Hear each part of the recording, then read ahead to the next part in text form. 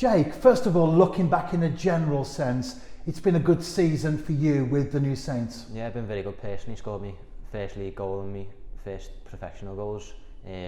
First full season and my first pre-season with the team. Yeah, it's been good.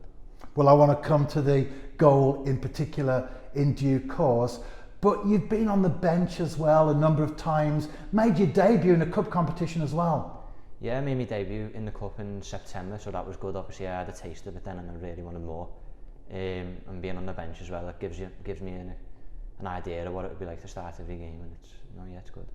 And not just being on the bench, but you've also come off on a number of occasions. On the times that you've made an appearance on the pitch, how have you felt in terms of where you were previously and then slotting into men's football? I think every time I come on I seem to do a bit better, getting used to it more and more, because obviously it's different to playing kids football, but every time I come on I feel like I do well. It's just getting used to the intensity and how quick everyone else does it. And on Monday just gone, Easter Monday against Newtown, you made your full debut. What was it like when you were told you're in from the off on this occasion? Yeah, I was made up. I've tried to work hard all season to start a game in the league, so I finally got that opportunity and I feel like I grabbed it with both hands. And what difference does it make to you being in from the beginning as opposed to coming on as a substitute? I feel like it's easier to start games because you can more get up to the intensity of the game. Obviously coming off the bench it's hard sometimes. Everyone's been playing for the rest of the game and you've got to come on and try and match their intensity. So I feel like starting the games is easier because you're up there with the intensity of it then.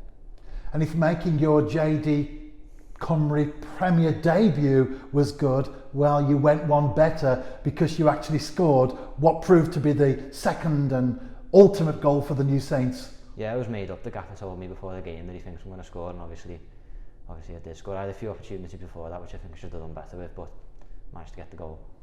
And the goal that you scored, by now of course people can watch that on Scorio's Twitter feed. You picked the ball up in your own half. They were throwing everything at us, including the keeper. You had an open run at goal. You went all the way, slotted home.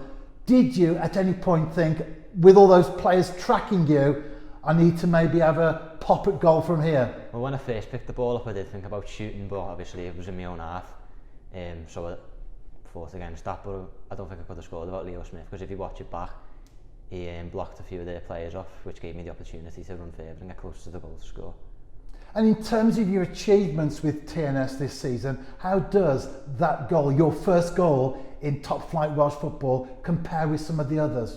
I think that's probably the top of my achievement this season because it gave me a lot more confidence to go and play more, even throughout the game. Making passes and stuff, it gives me confidence to go and play. So I think making my debut and scoring is the biggest achievement this season.